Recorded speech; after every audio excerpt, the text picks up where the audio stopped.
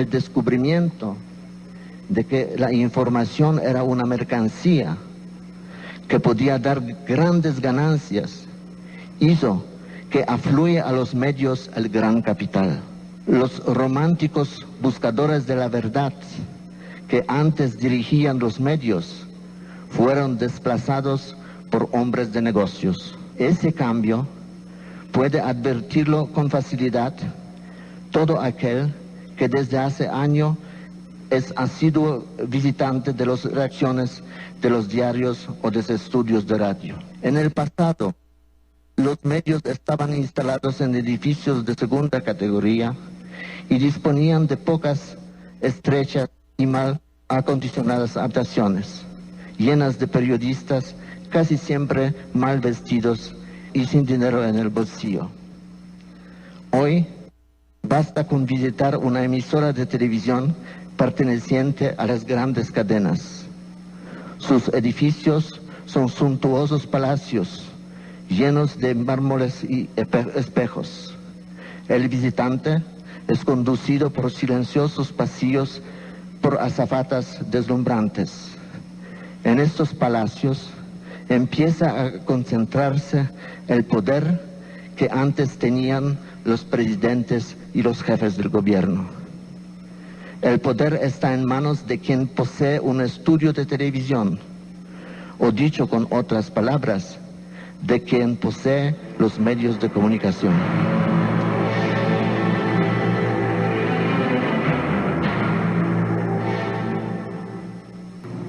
Ryszard Kapuscinski, considerado por algunos el más importante periodista del siglo XX. Yo no sé si diría eso porque pues no conozco a todos los periodistas del siglo XX. Lo que sí sé es que fue un hombre importante, importantísimo, que no solo ejerció el periodismo de manera ejemplar, sino que hizo metaperiodismo, que es lo que acabamos de escuchar. Es decir, habló de lo que el periodismo significa.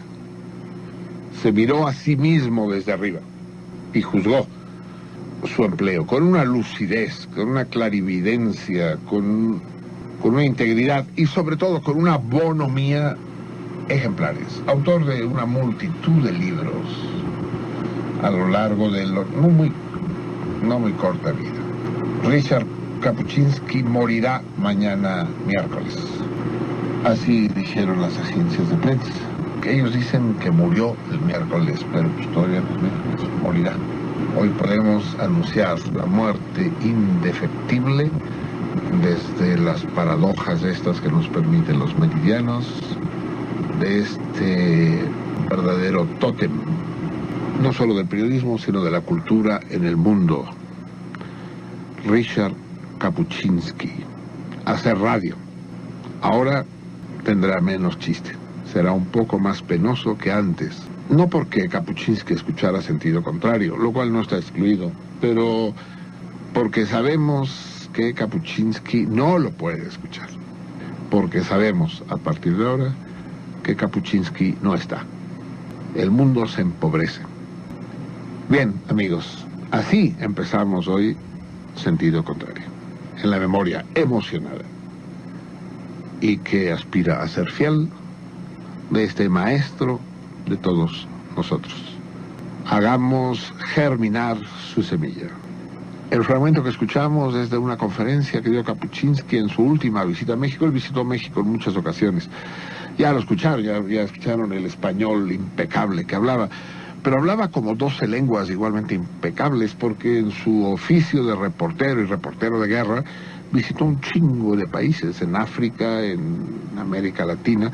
Fue maestro, y supongo que ahí es donde aprendió más español, aunque no tiene acento venezolano. Fue maestro de la Universidad de Caracas.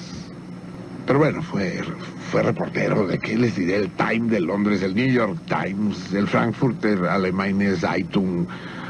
O sea, ¿dónde no estuvo Kapuscinski? En los tiempos que él habla de estos periodistas mal vestidos con 2 reales en los bolsillos. De esos es Kapuscinski.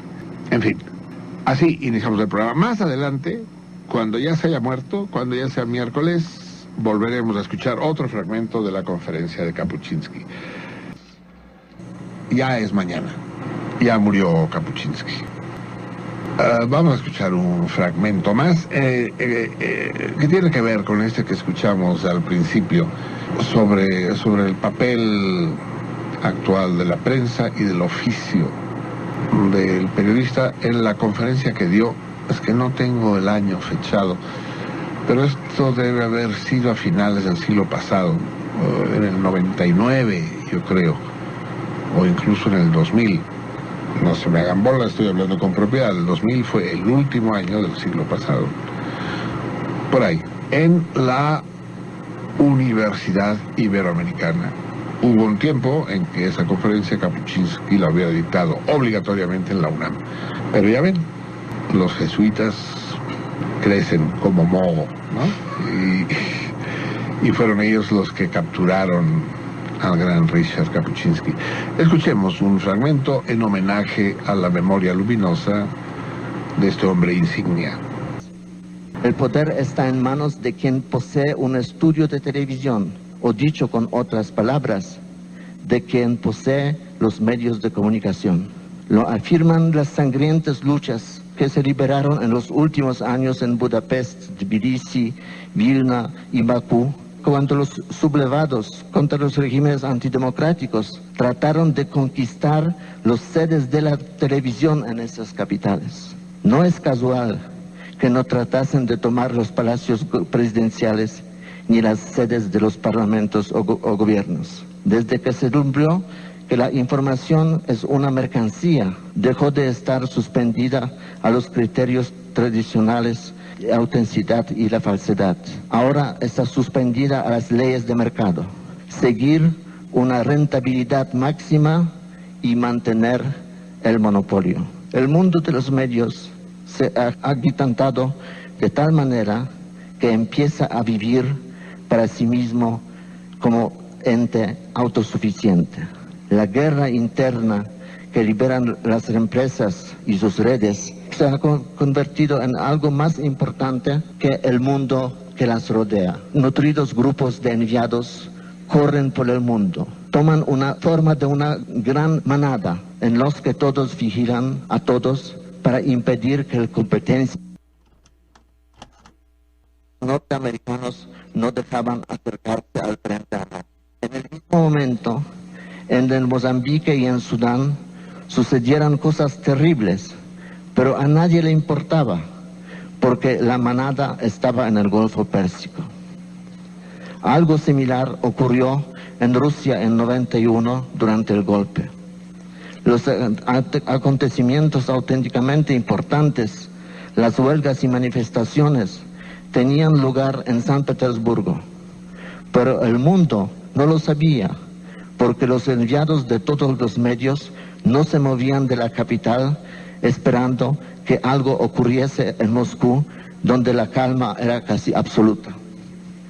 El desarrollo de la técnica de comunicación y sobre todo de la telefonía móvil y el correo electrónico han cambiado radicalmente las relaciones entre los enviados y de los medios y sus jefes. Antes, el enviado de un diario, el corresponsal de una agencia de prensa o de una emisora disponía de gran libertad, podría desarrollar su iniciativa personal. Él buscaba la información, la descubría, la seleccionaba y la elaboraba. Actualmente, con creciente frecuencia, se han convertido en un simple peón movido a través del mundo por su jefe, desde la central que puede estar en el otro extremo del planeta. El jefe, por su parte, dispone de informaciones facilitadas a la vez por muchas fuentes y puede tener una imagen de los acontecimientos muy distinta a la que tiene el reportero que cubre el suceso. Pero la central no puede esperar paciente a que el reportero termine su labor. Por eso es la central la que informa al reportero sobre el desarrollo de los acontecimientos, y lo único que espera de él es que confirme la imagen que se ha hecho en el central de todo el asunto. Muchos reporteros conocidos míos sienten miedo a buscar por su propia cuenta la verdad. En México, hace años, tenía un amigo que trabajaba para las cadenas de televisión norteamericana. Me lo encontré en cierta ocasión cuando estaba filmado los acontecimientos callejeros, los enfrentamientos callejeros entre los estudiantes y la policía. ¿Qué pasa, John?, le pregunté. No tengo la menor idea, me respondió, sin dejar de filmar. Yo solo estoy rodando. Me limito a captar las imágenes, las envío a la central y allí hacen lo que le parece con el material. La ignorancia de los enviados de los medios sobre los acontecimientos que han de escribir y comentar es a veces chocante. Durante la huelga que se produjeron en agosto 81 en Gdańsk, de las que nació el sindicato Solidaridad, la mitad de los periodistas que llegaron de todo el mundo para cubrir ese suceso no sabía dónde estaban exactamente, dónde estaba esta ciudad en el mapamundi. Aún menos sabían sobre Ruanda en el trágico año 1994. Muchos de ellos se encontraban por primera vez en África y abundaban los que habían llegado directamente a Kigali a bordo de aviones fletados por la Organización de Naciones Unidas y no tenían la menor idea de dónde se encontraban. Prácticamente todos carecían de nociones sobre las causas y razones del conflicto, sobre su condicionamiento y meollo. Pero la culpa no es de los reporteros. Ellos son las primeras víctimas de la arrogancia de sus jefes, de los grandes medios, en particular de las principales redes de televisión. ¿Qué pueden exigir de mí?, me dijo recientemente el cámara del equipo de una gran red de televisión norteamericana, si en una sola semana he estado filmado en 5 países, en 3 continentes. La revolución de los medios ha planteado un problema fundamental: ¿cómo entender el mundo? La pregunta esencial es, ¿qué es la historia? Hasta ahora, la historia se pretendía gracias al saber que nos dejaron de herencia los antepasados, a los que descubrieron los científicos, a lo que contienen los archivos de documentos. En la práctica, se trataba de una única fuente de saber, de algo que casi podíamos palpar. Hoy, la pequeña pantalla se ha convertido en una nueva fuente de la historia, de la versión que elabora y relata la televisión. El problema consiste en que el acceso a las fuentes auténticas, a los documentos originales, etc., no es fácil. Y por consiguiente, la versión que difunde la televisión, incompetente y errónea, es la que se impone sin poder contrastarla. En la dictadura funciona la censura, en la democracia funciona la manipulación.